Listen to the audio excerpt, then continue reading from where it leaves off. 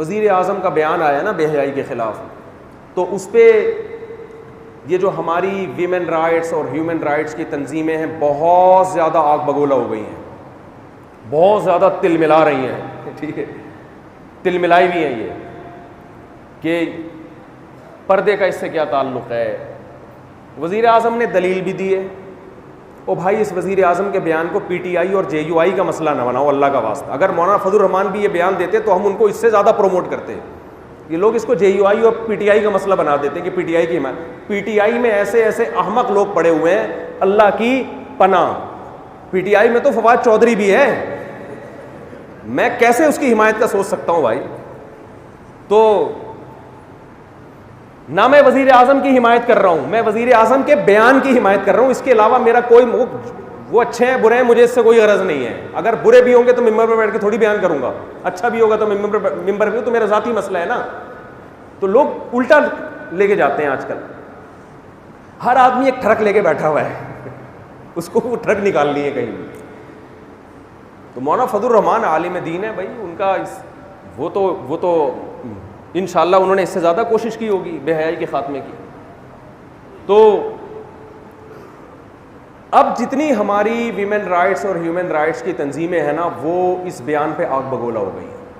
پردہ کیوں بھائی؟ ایک بات خوب کان کھول کے سن لیں.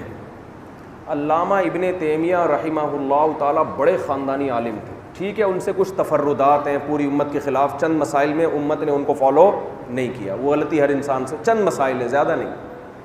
لیکن عمومی طور پر امت کو جوڑنے کا, جہاد پہ جمع کرنے کا کام اللہ نے ان سے بہت زیادہ لیا. بدعات کے خاتمے کا کام اور توحید اور جو بھی بری رسومات تھیں اس زمانے میں پھیل چکی تھیں اس پہ اللہ نے بہت کام لیا ہے. ابن تیمیہ رحمہ اللہ تعالیٰ فرماتے ہیں کہ اگر تمہیں سمجھ میں نہ آئے کہ حق کیا ہے اور باطل کیا ہے, کنفیوز ہو جاؤ, تو دیکھ لو کہ باطل کے تیروں کا رخ کس طرف ہے. باطل جس چیز کو نشانے پہ رکھ کے بیٹھا ہوا ہے نا, سمجھ لو کہ یہ کیا ہے, حق ہے. یہ حق پہچاننے کی ایک سادہ علامت ہے. باطل سب سے زیادہ فوکس کس کو کر رہا ہے؟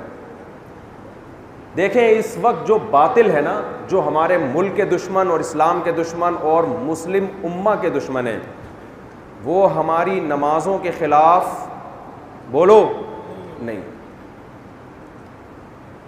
ان کو اس سے کوئی غرض نہیں ہے کہ مسجدیں آپ کی بھری ہوئی ہوتی ہیں, کہ کوئی بات نہیں آپ بنائیں, مسجد بنانے پر بھی کوئی پابندی بولو نہیں. ان کو نہ میری پگڑی پہ اعتراض ہے, نہ ہماری شلواریں ٹخنوں تک ہونے پر, نہ شلوار پہ اعتراض, کہنے پینٹ پہنو, شلوار پہنو, دھوتی پہنو, ہر قوم کا کلچر ہوتا ہے, آپ کی مرضی ہے. نہ ان کو رمضان پہ اعتراض, حج پہ تو اعتراض ہے ہی نہیں کیونکہ حج میں سب سے زیادہ انہی کی پروڈکٹ بکتی ہیں. حاجی جو خریدتے ہیں نا, ملٹی نیشنل کمپنیوں کا چورن بکتا ہے وہاں مکہ مدینہ میں, حج پہ تو وہ پابندی لگانے کا سوچ ہی نہیں سکتے. دو چیزیں ہیں جس کو انہوں نے فوکس کیا, بلکہ تین چیزوں کو. ایک تو جہاد ہے, وہ نہیں چاہتے مسلمانوں کے پاس کوئی مضبوط آرمی ہو, بم بنائیں. وہ کہتے ہیں شب برات کے پٹاخے پھوڑا کرو بس, یہ ایٹم بم یہ تو کہتے ہیں یہ کیا کر رہے ہیں. وہ کہہ رہے ڈیفنس ہم تمہارا کریں گے, یہ فوج ووج ختم کرو, ایئر فورس کو ختم کرو, نیوی کو ختم کرو. یہ ان کو بالکل بھی اچھی نہیں لگتی. اور خاص طور پر نیوی میں, فوج میں کوئی داڑھی والا چلا جائے, وہ کہتے ہیں فوج کے خلاف اتنا پروپیگنڈا کرو کہ فوج میں دیندار لوگ جانا ختم کر دیں, یہ فوج لبرل لوگوں کے ہاتھ میں چلی جائے. اور نادانستہ طور پر ہمارے دیندار لوگ بھی یہ کام کر رہے ہیں. ان کو نہیں, وہ اخلاص میں کر رہے ہیں لیکن ان کو پتہ نہیں اس اخلاص کا نتیجہ کیا نکل رہا ہے, بیڑا غرق ہو رہا ہے. ہم تو ترغیب دیتے ہیں دیندار لوگوں کو, داڑھی والوں کو. اللہ کا شکر ہے ہمارے جامعۃ الرشید میں میرے اپنے بہت سے شاگرد نیوی میں کمیشن آفیسر گئے ہیں, ان کے ساتھ میری ایک تصویر بھی ہے, بڑا خاندانی منظر لگ رہا ہے. استاذ بیچ میں کھڑے ہوئے ہیں اور نیوی کے کمیشن آفیسر شاگرد وہ ہمارے دائیں بائیں. مزہ آ رہا ہے دیکھ کے کہ یار فوج میں بڑا اچھا ایک انقلاب ہے. تو ان کو داڑھیوں والے نہ آرمی میں پسند, نہ بعض لوگ ہوتے ہیں داڑھی نہیں ہوتی, ہونی چاہیے داڑھی, اللہ کا حکم ہے, لیکن اندر بہرحال اندر سے وہ کیا ہوتے ہیں؟ ایک دینی سوچ رکھتے ہیں, ملک کے ساتھ مخلص ہوتے ہیں. اس قسم کے لوگ بھی ان کو بالکل پسند, جو داڑھی ہو تو نہیں لیکن باتیں داڑھی والی کر رہے ہو, سمجھ رہے؟ اس لیے ہم کہتے ہیں نیک لوگوں کو فوج میں بھیجو بھائی, اچھے لوگوں کو بھیجو فوج میں. دوسرا مسئلہ ان کا یہ, اچھا جہاد کا جو غلط تصور ہے اس کو وہ پروموٹ کر رہے ہیں. جہاد کا غلط تصور, پھٹ پھٹاؤ, جہاں جاؤ جا کے پھٹو بس, حوروں کی لالچ میں جس کو بھی پھاڑ دو جا کے, فساد کا نام جہاد دیا ہوا ہے. وہ ایک آدمی کو کسی نے فضائل سنا دیا نا کہ فلاں امام بارگاہ میں یا فلاں مسجد میں جا کے پھٹو گے تو حور ملے گی. یہ ہوتا رہا ہے نا ماضی میں, کوئی امام بارگاہ میں پھٹ رہا ہے, کوئی مسجد میں جا کے پھٹ رہا ہے. یہ جہاد نہیں ہے بھائی, یہ تو خامخواہ کی. اس سے اچھا تھا شب برات کے پٹاخے پھوڑ دیتے گھر بیٹھ کے. تو پہلے بہت ہو رہا تھا یہ چند سال پہلے, اور یہ سب غیر ملکی ایجنٹ کر رہے تھے, کھاتے میں مولویوں کے ڈالا ہوا تھا کہ یہ کروا رہے ہیں. تو وہی کسی کو فضائل سنا دیے کسی نے کہ جا کے پھٹو گے فوراً کیا ملے گی؟ حور ملے گی. یہ جو نوجوان طبقہ اس کو تو, جو خاص طور پہ کنوارے ٹھرکی قسم کے, ان کو تو حور کے نام پہ کہیں بھی پھڑوا دو جا کے. یہ پھٹ گئے جا کے. اتفاق کی بات کہ مرے نہیں, اتفاق کی بات کہ مرے نہیں, بے ہوش ہو گئے. تو بم غلط پھٹا ہوگا یا تھوڑا پھٹا ہوگا یا کہیں دور پھٹ گیا ہوگا, کچھ بھی تھا بہرحال. اب بے ہوشی کی حالت میں پولیس نے ان کو گرفتار کیا, ہاسپٹل لے کر گئی پولیس ان کو, یہ لیٹے ہوئے ہیں. تو جب ان کو پولیس والے تو ابھی چترول لے کے کھڑے ہوئے تھے کہ تو ہوش میں آ, پھر دیکھتے ہیں. کالی کلوٹی سی کوئی نرس کھڑی ہوئی تھی سامنے. جب ان کو ہوش آیا, یہ سمجھ رہا ہے میں عالم برزخ میں پہنچ چکا ہوں, ہوش میں آ. تو جیسے ہی ہوش میں آیا اس کلوٹی کا ہاتھ پکڑ کے بولتا ہے باقی حوریں کہاں ہیں؟ باقی حوریں, یہ والی تو سمجھ میں نہیں آ رہی, باقی کہاں؟ پولیس والوں نے کہا بھی تجھے ہم باقی حوریں بھی دکھاتے ہیں, آ جا ذرا. تو ایک کیا چیز ہے جو اصل جہاد ہے, جو آپ کے ملک کے دفاع میں ہو, آپ کی ریاست کے دفاع میں ہو, ظلم سے بچنے کے لیے ہو, دین کو پروموٹ کرنے کے لیے ہو. دوسرا جو جس چیز کو وہ فوکس کر رہے ہیں نا, وہ سودی نظام نہیں ختم کرنا چاہتے, اسلامک بینکنگ کو نہیں لانا چاہتے معاشرے میں. کیونکہ اسلامک بینکنگ میں جو پروفٹ تقسیم ہوتا ہے اس کے پیچھے کوئی سچی مچی کا بزنس ہو رہا ہوتا ہے. وہ ایسا نہیں ہوتا کہ ادھر پیسہ لیا ادھر پکڑا دیا, پراپر بزنس ہو رہا ہوتا ہے. میں نے اسلامک بینکنگ کو بہت گہرائی میں جا کے پڑھا, اس لیے مجھے اس کے جائز ہونے پر بہت اعتماد ہے. بہت سے علماء ٹھیک ہے خلاف ہیں, ان کی رائے ہے, لیکن ہم نے بہت گہرائی میں جا کے اس کو پڑھا ہے. اس پر جتنے اعتراضات اٹھتے ہیں نا وہ صحیح نہیں ہے. اور حضرت مفتی تقی عثمانی صاحب پر بعض ملکوں میں پابندی بھی اسی بیس پر لگی ہے کہ وہ اسلامک بینکنگ کو پروموٹ کر رہے ہیں. اس سے جو یہودیوں کا ایک سرمایہ دار نظام ہے اس کا وہ بیڑا غرق ہو رہا ہے.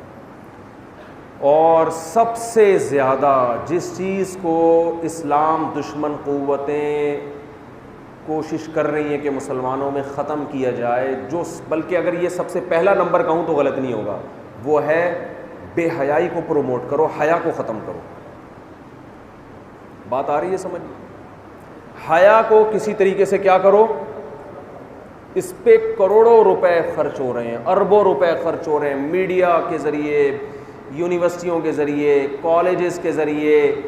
اتنا یعنی باطل کے تیر کا رخ حیا کے خلاف جتنا ہے اتنا کسی اور چیز کے خلاف نہیں ہے. کیوں؟ یہ میں اور آپ نہیں سمجھتے مگر اسلام دشمن قوتیں سمجھتی ہیں. آپ جب بیٹھتے ہو نا بولتے ہو مفتی صاحب ہر وقت شادیوں پہ بیان کیوں کرتے ہو, ہم بور ہو جاتے ہیں. آپ کو پتہ نہیں لبرل لوگوں کو اور ویمن رائٹس اور یہ ٹوپی ڈرامے جو چل رہے ہیں نا, ان کو میرے اس بیان سے جتنی تکلیف ہوتی ہے نماز اور روزے کے فضائل پر اتنی تکلیف نہیں ہوتی. میں آپ سب کو داڑیاں رکھوا دوں, خدا کی قسم ان کو کچھ بھی نہیں ہوگا. میں جب کہتا ہوں نا بچی کے بالغ ہوتے ہی شادی کرو, لڑکا بالغ ہوتے ہی شادی کرے اور ایک سے زیادہ شادیاں کرو, ایسے بات ہوتی ہے جیسے میں ان کی دم پہ پاؤں رکھ کے کھڑا ہو گیا ہوں. اتنا چیختے ہیں, اتنا چیختے ہیں, چلاتے ہیں, یار یہ کیا بکواس کر رہا ہے بیٹھ کے.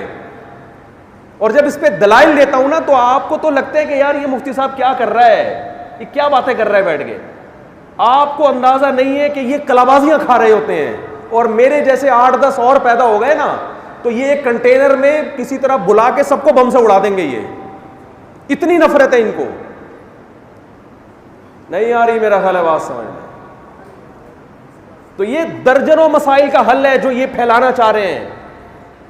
اس لیے کہ خاندانی لوگ نکاح کر کے پیدا ہوتے ہیں. اگر بے حیائی پھیلے گی, نکاح کا رواج معاشرے میں ختم. یہ سب چیزیں ایک دوسرے لازم ملزوم ہیں.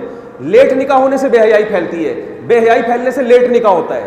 ایک بیوی رکھنے سے عورتیں بہت ساری بغیر شوہر کے زندگی گزارتی ہیں. بے حیائی, جب وہ بے حیائی پھیلائیں گی تو جو لوگ شادی کر رہے ہیں ایک ایک نا, وہ ایک ایک بھی چھوڑ دیں گے. رزلٹ وہ ہوگا جو آج مغربی تہذیب کا ہے, وہ ہمارا بھی کل رزلٹ ہونے والا ہے. تو وہ چاہتے ہیں جیسے وہ ہیں وہ تمہیں بھی ویسا ہی بناتے ہیں, کیونکہ اس معاشرے میں ہر خوبی ہے. فیملی خاندانی نظام ان کا تل پٹ ہو گیا.